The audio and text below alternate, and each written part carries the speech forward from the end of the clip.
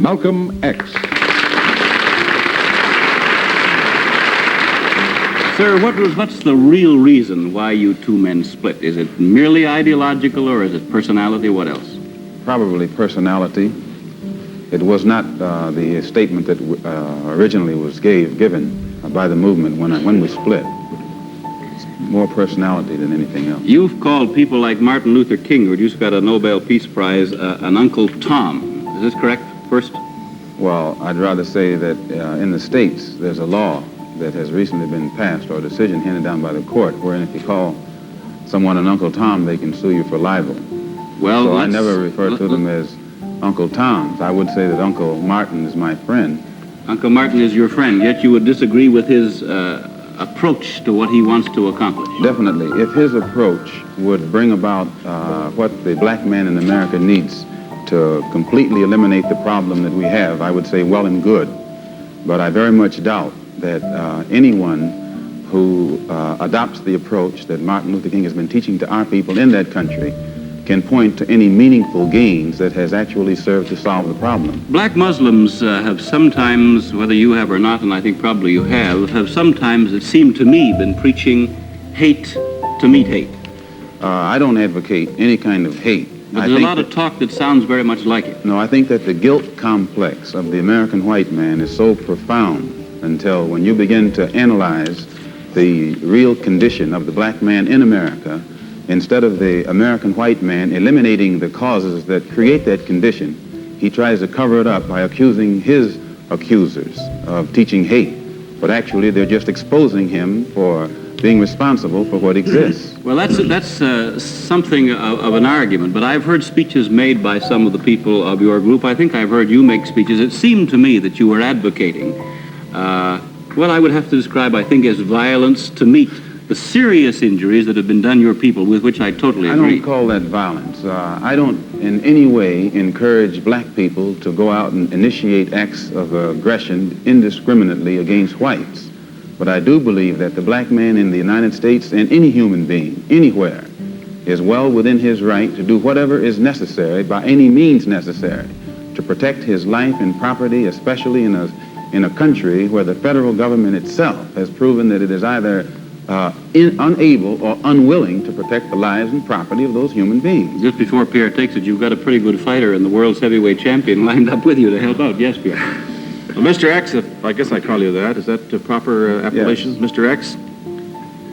I'm wondering if you still believe, as I think you certainly did at the time you were allied to the black Muslim movement, in a segregated black nation in North America. I don't believe in any form of segregation or any form of racism. I'm against any form of segregation and against racism. Am I right in saying that the black Muslim movement, which you have left, did believe in that? Well, Elijah Muhammad taught his followers that the only solution was a separate state for black people. And as long as I thought he genuinely believed that himself, I believed in him and believed in his solution. But when I began to doubt that he himself believed that that was feasible, and I saw no kind of action designed to bring it into existence or bring it about, then I turned in a different direction. Are you still a Muslim yourself? Oh, yes. I'm a Muslim. I believe in the religion of Islam, which believes in brotherhood, complete brotherhood of all people. But at the same time that I believe in this brotherhood, I don't believe in forcing my desire for brotherhood upon those who aren't willing to accept it. Of course, I think the Christians would say that they also believed in brotherhood. What did you say to that? I'd say they believe in it, but don't practice it. Well, that'd be a pretty good answer. Sir, when the muezzin goes up in the minaret twice a day, he cries to the world, there is but one God, and he is Allah. Do you deny that there is a Christian God? The muezzin does this 5 times a day. 5 times, and I only heard him twice. Well, you were fortunate to hear him twice. But he does this 5 times a day, and the same God that he says that he expresses the existence of is the God that the Christians profess to believe in themselves, and the God that the Jews believe in. One God, the creator of the universe. The Muslims believe in the God that created the universe, and I think the Christians do, and the Jews do. Now, as long as all of them are talking about the creator, the Jews may call him Jehovah, and Christians may have another name for him. Those who are Arabic-speaking refer to him as Allah. Well, we believe in the same God. Now, as the Muslim religion advances in the United States, are you modernizing it or sticking with the old faiths? For example, the complete segregation of the sexes. I think that everything today on this earth is being modernized. Religious principles and practices, as well as political and other things. Now, when you went to Mecca, this is a very sacred and forbidden city. I tried to get to Mecca myself and certainly didn't make it, not being a Muslim. But how would they accept you as one? You're an American. There are few American Muslims. This is true, and by being an American and not having not being able to speak the Arabic language, I did strike a snag, a very serious snag. But I was fortunate to have been pretty well known by the officials in Arabia, and they knew too that I had accepted Orthodox Islam. It had been highly publicized in the paper, and I became a guest of the state. I was a guest of Prince Faisal, the present King Faisal, and they made it possible for me to go before the Hajj committee or Hajj court, who examines you and asks you questions about your belief, and if you pass it, then you are okay to go to Mecca. But it's you would true. have to have a translator then. I had one. Yeah, Betty? Mr. X, since you're split with the Black Muslim movement, have you formed your own group? Yes. And also, you say that you don't believe that Martin Luther King has solutions. What are your solutions? Well, first, we formed two groups. The split resulted in the formation of two groups. The black Muslim, those who left the Black Muslim movement regrouped into what has now become known as the Muslim Mosque Incorporated, which is strictly religious, based upon the religion as it is taught in Mecca and Cairo and other centers of Islamic religious learning.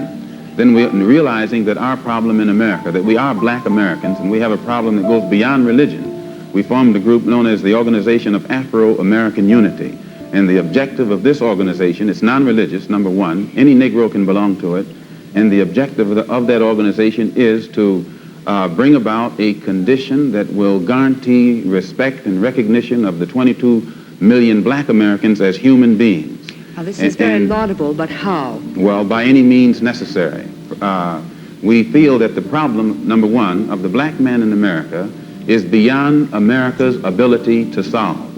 It's a human problem, not an American problem or a Negro problem. And as a human problem or a world problem, we feel that it should be taken out of the jurisdiction of the United States government and the United States courts and taken into the United Nations in the same manner that the problems of the black man in South Africa, Angola, and other parts of the world, and even the way they're trying to bring the problems of the Jews in Russia into the United Nations because of violation of human rights. We believe that our problem is one not of violation of civil rights, but a violation of human rights. Not only are we denied the right to be a citizen in the United States, we're denied the right to be a human being. Mr. X, may I thank you very much for coming on our program and perhaps clearing away some of the cobwebs of misconception that some of us might have had about your belief. And I think you're a very sincere man, and it takes a lot of courage to admit a former belief is wrong, and we congratulate you for that and the service you performed tonight in giving us your views. Thank you so much, Mr. Thank you.